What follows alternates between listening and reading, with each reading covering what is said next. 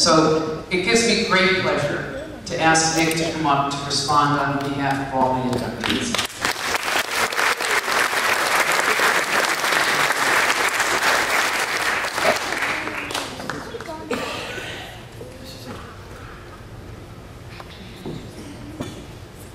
Thank you, Nina. But Nina didn't tell you the entire story. Actually, in May, in Binghamton, at the end of the meeting, I said, Nina, if you're thinking of asking me, please do not. I said I will be filled with anxiety from the time you ask me until the night of the function. And beside that, I'd like to be able to have a couple of martinis at the reception. And if I'm going to be asked to speak, I wouldn't be able to do that. So when my answering machine at home was blinking and I put it on, and it was Nina. She said, Nick, please call me at the office. It was June 30th, I wouldn't forget it. And she said, I would like you to speak for the inductees. And I said, Nina, did you forget our conversation in May? She said, no, I didn't. She said, just have a couple of martinis before it would be okay. Just what I didn't want to do. I would be remiss if I didn't say something about this wonderful organization. Nina's been such a great leader. All the presidents, all the officers, I should say, past presidents, such truly wonderful people, and especially the grassroots folks like yourselves, the Central Committee members, who over the years, I really can't believe how well this machine runs. Sometimes at our meetings we have some real knockdown dragouts, and we have some pretty fierce arguments about different areas of athletics. But after it's over, we usually all go out to dinner and it's all forgotten. And it's run in such a great democratic fashion, and everybody gets along so well. And I can't help thinking that if our own Congress operated that way, we would be way better off than we are today.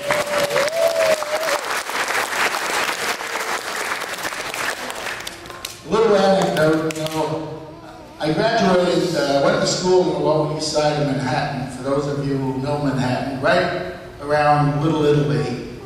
It was kind of like a dead-end area of Manhattan.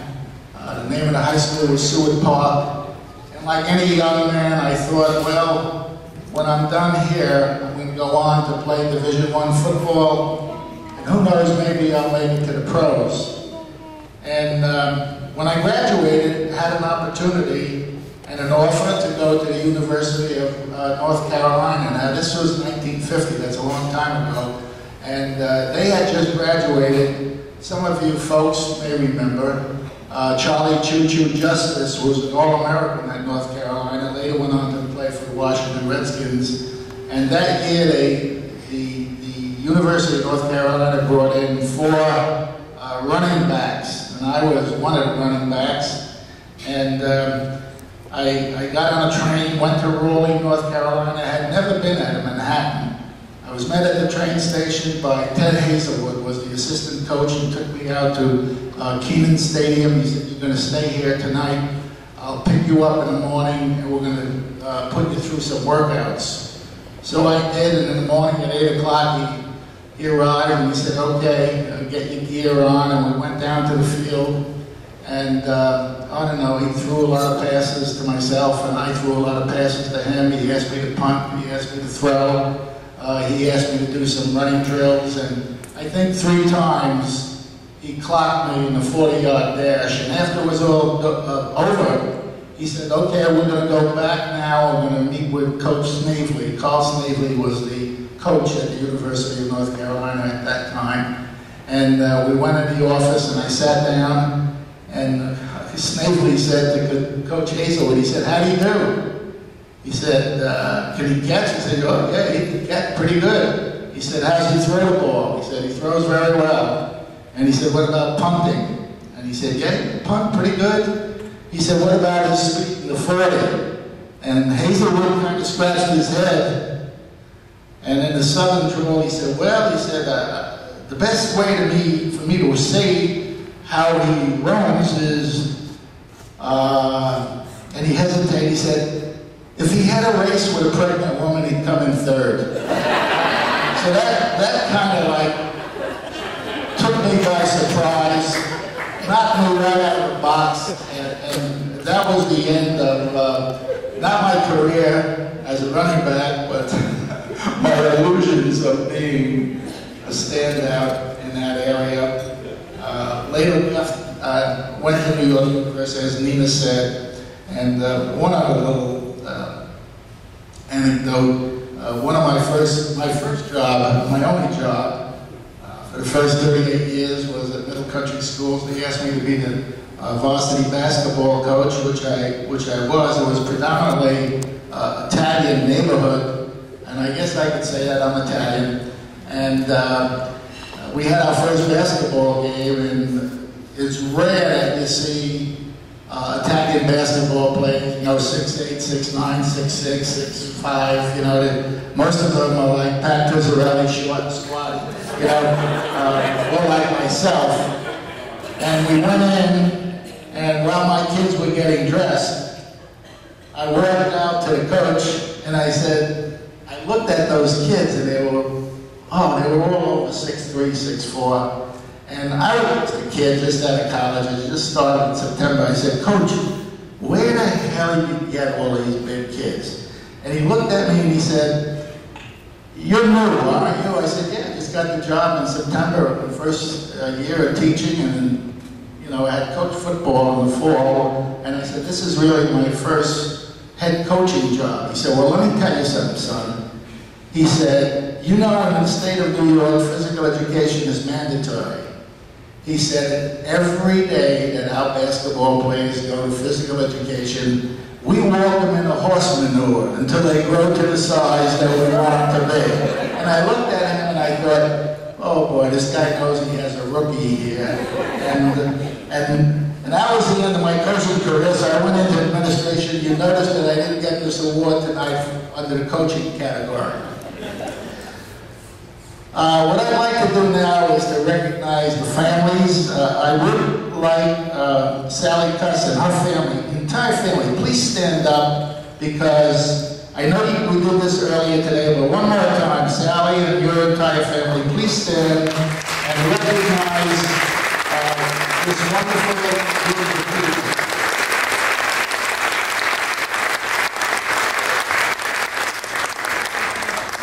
And I don't think there are any family of Stanley Moore here, but certainly Stanley, from what I understand of the gentleman, he must be looking down on us this evening and smiling. And Martha Slack, your family, please stand. Come on, don't be bashful.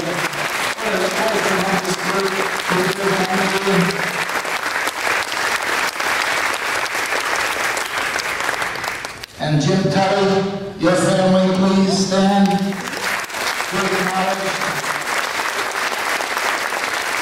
And that's my own family. Thank you for coming. DeCillis, client, please stand back. And thank you very much for coming. I'd like the recipients now to please come up on stage with me, because I'm here really to speak for all of us. So please come on up, please. Sally, Martha, Jim, please.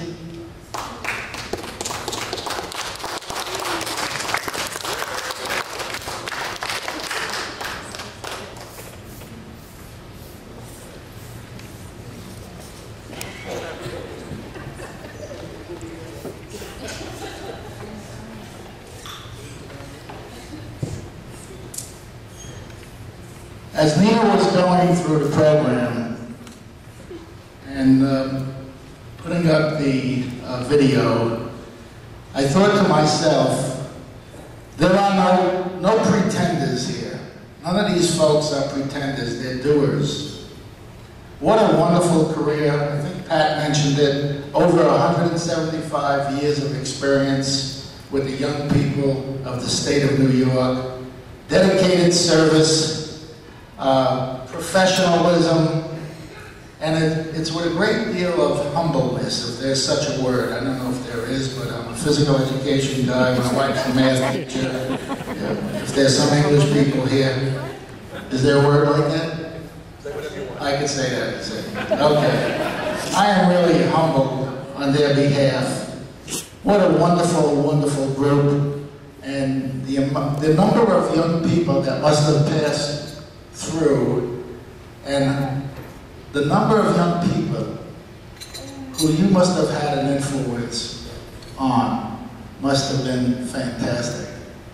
Sally, I looked at your biography there and I thought, my goodness, there's a Miss Universe and there's a Miss America, you have to be Miss Volleyball. What a job, what a job.